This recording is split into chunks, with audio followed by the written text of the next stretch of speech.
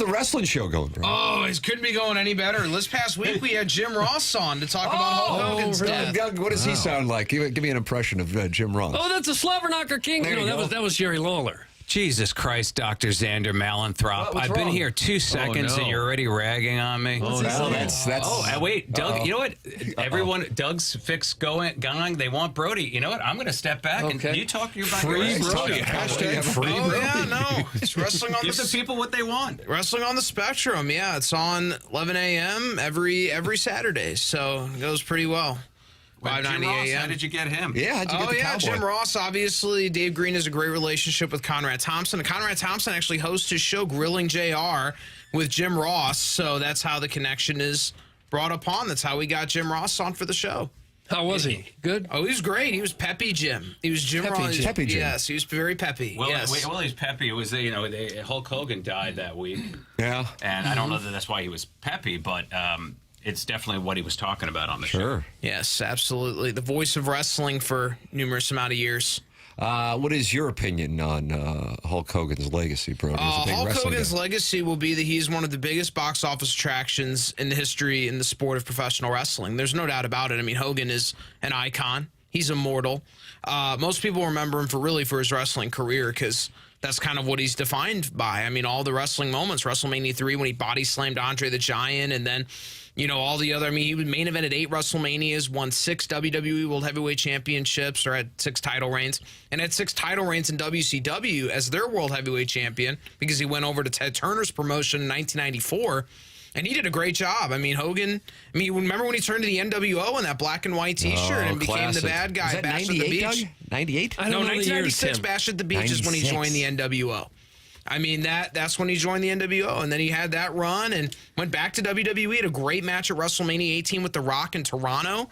I mean, he's an incredible wrestler. There's no doubt about it when it came to, he's best at keeping himself on top. He barely ever lost. He didn't put anybody over. He put himself over. He's a great self-promoter.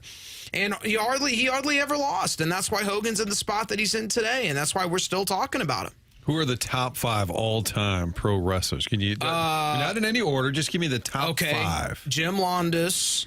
Doug, do you Bruno have Jim Londos in your top 5? I don't think I know who that is. You just Google it. It's spelled Jimlondos. You can go Strangler Lewis. You can go, and it's by different decades. I mean, then we go to the Luthez and the Gorgeous Georges and the Bruno Sammartinos, and then you go to the 80s, it's Flair, it's Hogan, and then the 90s, it's Steve Austin and The Rock. And then you go into the 2000s, it's John Cena, it's Randy Orton, and then you go to Cody Rhodes and Roman Reigns. I mean, those are the greatest box office or biggest box office attractions. Bill Longson in the 40s. So the biggest and greatest box office attractions in the history of the sport of professional wrestling. Holy smokes. That is a deep And we're dive. getting great comments in here. I love this one. Morgan & Morgan doesn't bring this type of heat. Yeah. You got that right, folks. That's from the player to be named later in the Michelob Ultra YouTube chat where 240 friends have gathered to talk it over. And it's a little dangerous to fixate on what they're saying, though, whether it's a message board or a YouTube chat. It could throw you for a little bit. Yeah, it's just interacting with the fans. As when you acknowledge that their chats are actually getting to you, you're just acknowledging them. But we appreciate the engagement here on TMA. We always do. It's wonderful. It's an absolutely wonderful thing. But yeah, it is one of the greatest, one of the biggest. Who's the best wrestling guest you could get? Like, who's the whale they call it? If you could just land him on your show. Now, what is it now? Ric Flair now? Because Hogan's passed. You got Flair's. He's only one of the surviving, legendary professional wrestlers left. Yes, you have The Rock, you have John Cena, you have Steve Austin. But from the 80s, it's Ric Flair. I mean, Randy Savage is gone. I mean, Andre the Giant is gone. I mean, Jake Roberts is still alive. Ted DiBiase is still alive. But there are hardly any of them left. Very hard lifestyle.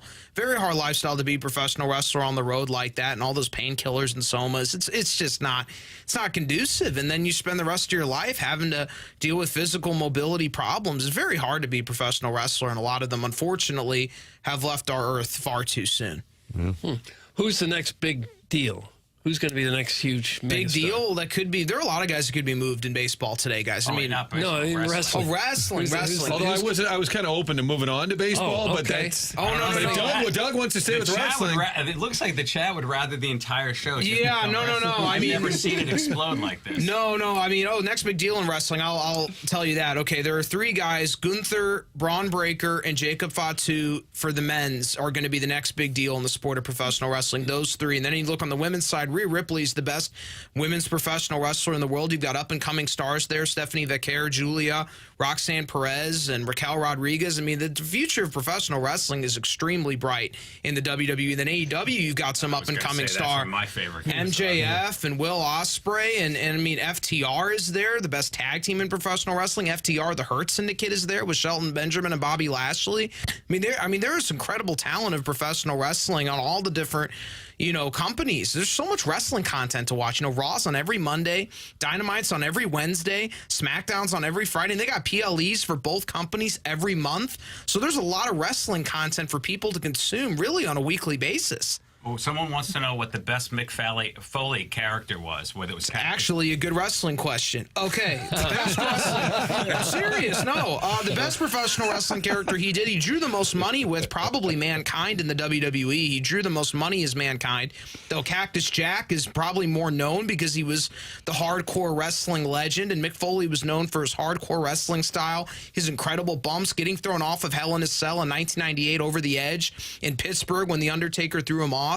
I mean, he lost his ear in a match with Vader. He had an extremely hardcore style.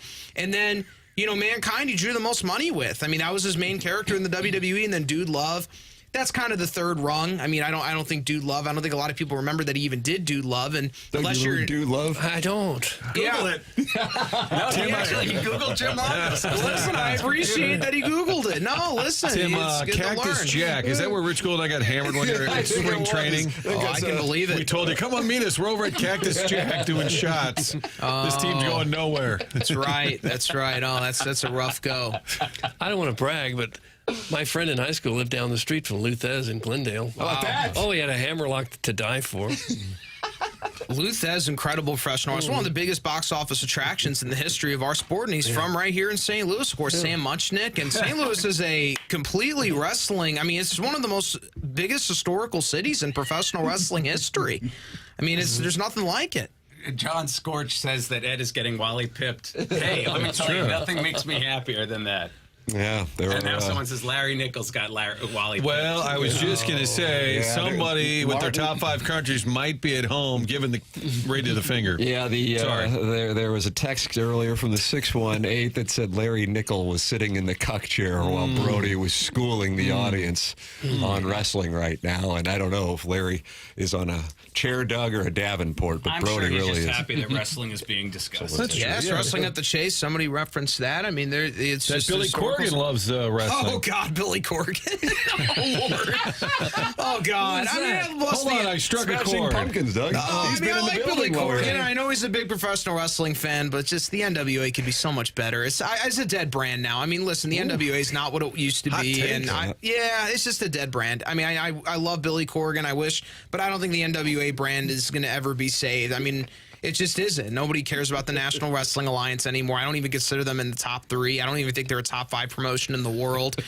It's just not a good brand anymore. Sorry, Billy, but the ship has sailed. It's bud. really awkward since he's the surprise guest at 9 o'clock. That'll Billy be awkward. Corgan, yeah. No, seriously. Oh, goodness me. I was going to say, he's going to come on here and promote his wrestling. Oh, Have you thought about Lord. trying to get a job in the industry somewhere? He's got Since you love one. it so much. Yeah, Oh, you mean you never wrestling. know. You never know. You never know what I'll do in wrestling. It's just an interesting sport. Let's just say that. It's very interesting. We could probably get you connected to that Tony Khan who runs that AEW. Yeah, you know I'm going to be at Wrestle Dream. That's another thing. I'm going to be in Wrestle Dream AEW in October. I'll be at Wrestle Dream, Chaffetz Arena.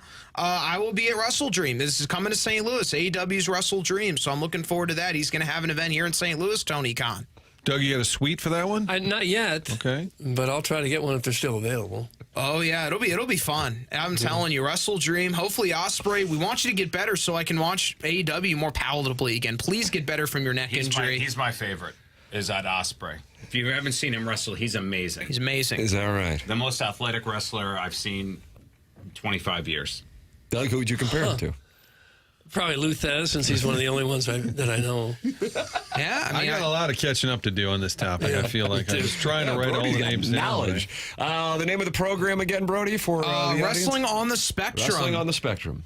That's right. And that's with you.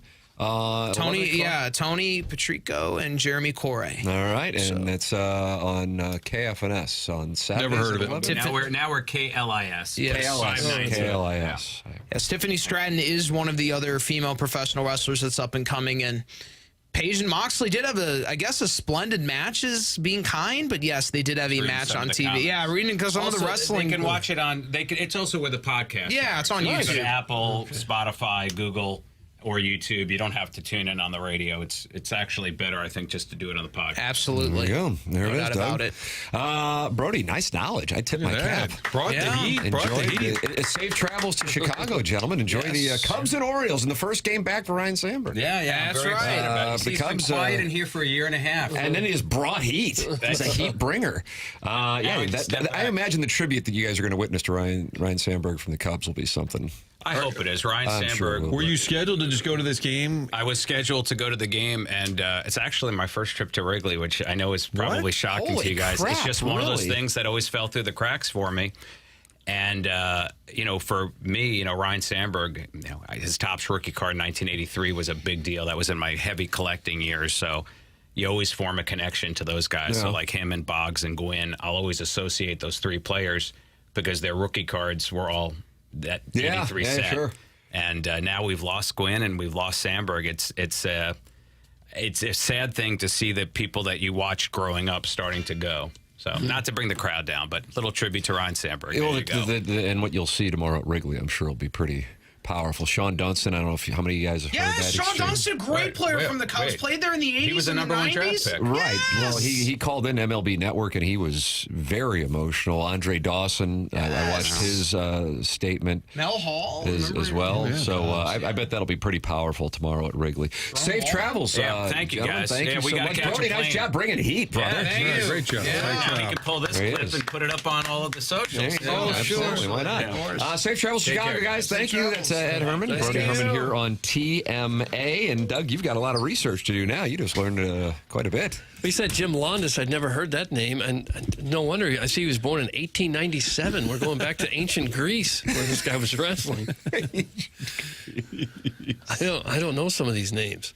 Had you ever heard of Jim Londas? I had not. I'd not heard of many of those names, Yeah. but I was expecting like Hulk Hogan, Ric Flair, Stone Cold, and The Rock to be named in the Mount Rushmore, and then we went back and we learned about Jim Londas. Yeah, we went back to 19th century Greece. Email in the morning after at InsideSTL.com for our design, air, heating, and cooling. Email of the day you just heard from Ed Herman of Brown & Crouppen. Brown & Crouppen is the presenting sponsor of this program, has been now for a couple of years. The name of the game and why this show has been around for 21 years is the audience supporting the sponsor. So if you are in a position in which you need a personal injury attorney, support the sponsors and make sure you are doing business with a local law firm, and that is Brown & Crouppen. Online at brownandcrouppen.com or by calling 314-222-2222. They are local. Built brand new offices right down on the hill across from Ragazzi's, and they have been in business in St. Louis since 1979. They know the local ins and outs of the St. Louis area legal environment. brownandcrouppen.com, 314-222-2222. It's Brown & Crouppen. The choice of a lawyer is an important decision and should not be based solely on advertising. Past results are no guarantee of future results, and every case is different and must be judged on its own accord. More Cardinal trade deadline conversation next here on TMA 101 ESPN.